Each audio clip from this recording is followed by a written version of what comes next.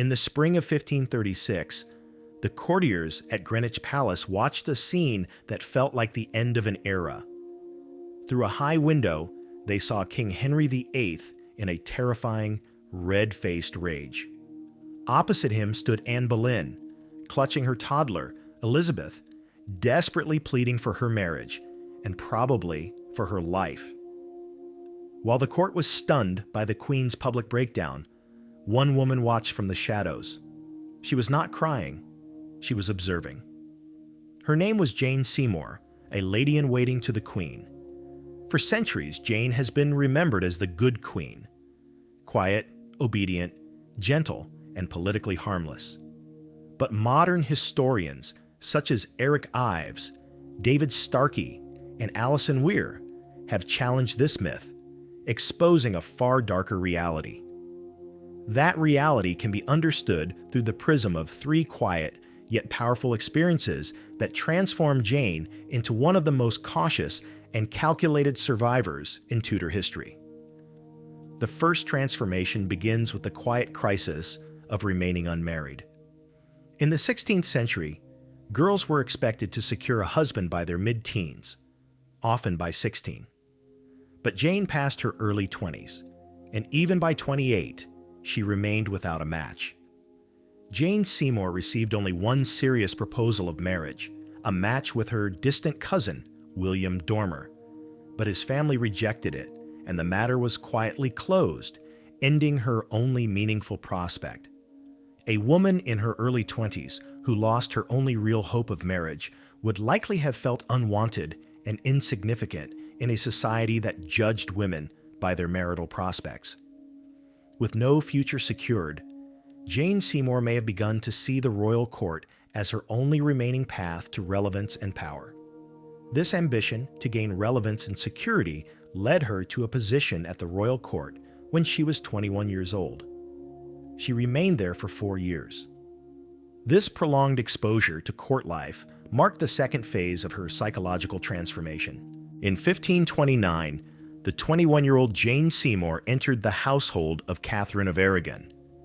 She did not arrive at a stable court. She arrived in the middle of the king's campaign to end his marriage, the long crisis known as the Great Matter. For the next 4 years, Jane witnessed the slow dismantling of a queen. She saw Catherine isolated, humiliated, and stripped of influence. Loyal servants were dismissed, finances were restricted, and Catherine was moved from palace to palace, increasingly alone. Jane also watched Anne Boleyn's rise and the king's growing infatuation with her. She understood how Anne's sister, Mary Boleyn, had once chosen the path of becoming the king's mistress and then quietly discarded when Henry's attention shifted to a new obsession. Anne chose a different path. She refused to become just another mistress. Instead, she kept the king at a distance, making herself rare, unattainable, and emotionally powerful, until he agreed to make her queen. From this, Jane learned a critical lesson.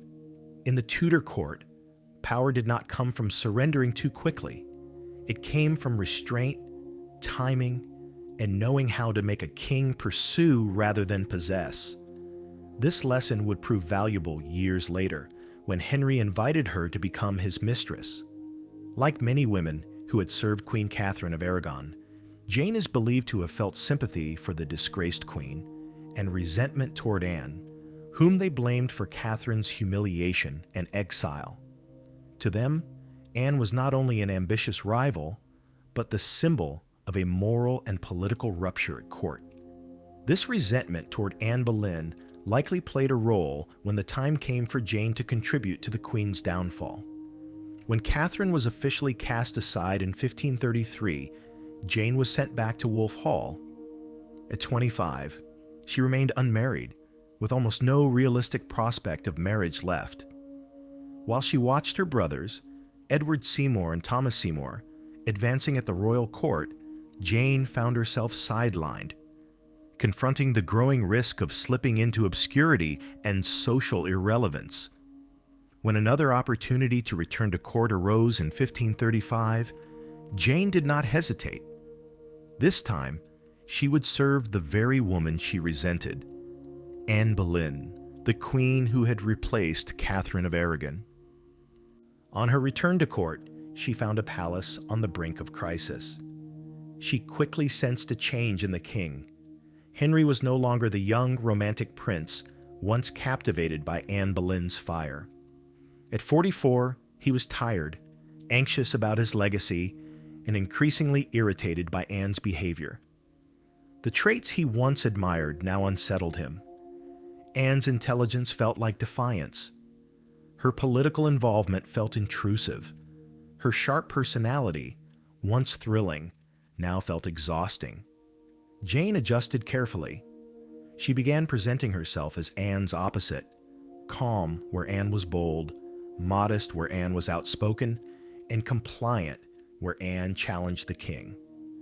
Even her appearance reinforced this image. Jane favored the traditional English hood instead of Anne's fashionable French style. Later, she adopted the motto, "Bound to obey and serve," strengthening her reputation as someone different from the queen. By late 1535, the imperial ambassador Eustace Chapuis was reporting that Henry VIII's attention had become increasingly fixed on a reserved, carefully composed lady-in-waiting. The truth emerged in January 1536. According to Chapuis, Anne Boleyn entered a private chamber and witnessed Jane Seymour seated on the king's lap. For Anne, the shock was devastating. On January 29, 1536, the same day Catherine of Aragon was laid to rest, Anne Boleyn suffered a miscarriage, reportedly of a male child. Contemporary accounts suggest that she attributed the loss, at least in part, to the emotional strain caused by Henry's growing attention toward Jane Seymour. Henry VIII did not respond with sympathy. He responded with judgment. He coldly told Anne that God would never grant him a son by her. In his mind, the marriage was no longer just struggling, it was doomed. As Anne Boleyn's position weakened, she made a fatal political error. She entered into open conflict with Thomas Cromwell over church power and monastic wealth. What began as a policy dispute soon became a personal rivalry that could only end with one of them destroyed. Few understood Henry's impulses better than he did. To bring down the queen, Cromwell needed to shift the king's desire toward another woman while he quietly built a legal case against Anne. So he aligned with the Seymour faction and set a calculated plan into motion. While Jane Seymour cultivated an image of moral purity in the king's private world, Cromwell worked in the shadows to craft charges that would make Henry believe Anne was unfaithful. Then a single incident occurred, the moment Anne's enemies needed to deliver the final blow. In March 1536, Henry sent Jane a purse of gold and a private letter, a formal invitation to become his mistress.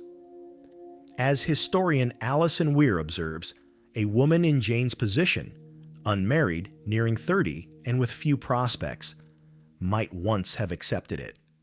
But Jane was no longer acting alone. Her brothers, Edward and Thomas, along with Cromwell, saw a far greater prize ahead. She was also aware of the fate of the king's earlier mistresses, cast aside once Henry's attention shifted elsewhere. Rather than risk a similar ending, those around Jane appear to have positioned her for queenship rather than temporary favor. They coached her to refuse, and Jane carried it out perfectly. She did not open the king's letter. Instead, she knelt, kissed the seal, and returned the gold, declaring that she had no greater treasure in the world than her honor.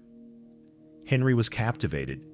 He did not see the careful planning of Anne Boleyn's rivals behind the refusal. He saw only what he wanted to see, a pure, gentle woman. To deepen the king's obsession, the Seymours carefully controlled Jane's access. As historian Alison Weir notes, Henry was encouraged to see her only under supervised conditions, with members of her family nearby, preserving the image of strict virtue. Jane was moved into private lodgings and closely guarded, reinforcing her reputation for modesty and restraint. Even when Henry visited, contact was managed, often through her brothers and relatives. The message was clear. Jane was not a woman seeking favor. She was a woman worthy of marriage. Over time, Henry began to see the Seymours not merely as courtiers, but as a future family. And Jane, not as a temptation, but as a queen in waiting. Jane was guided to speak of Catherine of Aragon and her daughter Mary with reverence in Henry's presence, subtly implying that the current marriage lacked legitimacy. When she made these remarks, her allies would reinforce them, lamenting the unrest Anne's marriage had brought to the kingdom. Together they created a psychological trap, pushing Henry toward the belief that acknowledging his union with Anne as a mistake was the only path to peace. That growing doubt soon turned into a deadly resolve. Henry and his advisors were determined not to repeat the 9-year ordeal of divorcing Catherine of Aragon, who had fiercely defended her status. Fearing Anne Boleyn might resist in the same way, they concluded she could not simply be set aside. To secure Henry's next marriage, Anne had to be removed permanently, and that meant death. Once that decision was made, Cromwell moved swiftly to make it a reality. His legal preparations soon turned into decisive action. Members of the Boleyn faction were arrested one by one on fabricated charges of adultery with the Queen. Even Anne's own brother, George Boleyn, was sent to the Tower, accused of incest with his sister, one of the most shocking allegations imaginable. What followed was not justice, but a rapid and politically engineered verdict. The trials moved at ruthless speed, overseen by a jury stacked with men who already despised Anne Boleyn and had every incentive to see her fall. A chilling moment was recorded by the imperial ambassador, Eustace Chapuis. On the night Anne was arrested, Henry reportedly went to his illegitimate son, the Duke of Richmond, and wept. He told the boy that he and Princess Mary should thank God for being spared the hands of a cursed and venomous woman who had allegedly planned to poison them. There is no proof that Jane originated this rumor, but she was one of its greatest beneficiaries. By casting Anne as a dangerous and corrupt figure, Anne's downfall could be framed not as revenge, but as protection. In Henry's mind, he was no longer destroying a wife. He was saving his children. While the men accused alongside Anne were sent to the scaffold, Jane's position continued to rise. She was moved into a grand residence provided by the king, received valuable gifts, and prepared for marriage. Jane did not need to strike the blow herself, but when the dust settled, she stood exactly where Anne had fallen. On May 19th, 1536, the French sword ended the life of Anne Boleyn. The court had barely finished clearing the scaffold when, less than 24 hours later, Henry VIII and Jane Seymour were formally betrothed. There was no public mourning. On May 30th, just 11 days after the execution, Jane Seymour walked down the aisle in white, adopting the motto, "Bound to obey and serve." Jane had achieved what once seemed impossible. She stepped into a dead woman's place without appearing to stain her own hands. She gave Henry the long-desired male heir, Edward VI, but she would never live to see him grow. Just 12 days after childbirth, Jane died from postnatal complications, undone by the very triumph that had secured her crown. She remains the only one of Henry's wives buried beside him, remembered as his true wife.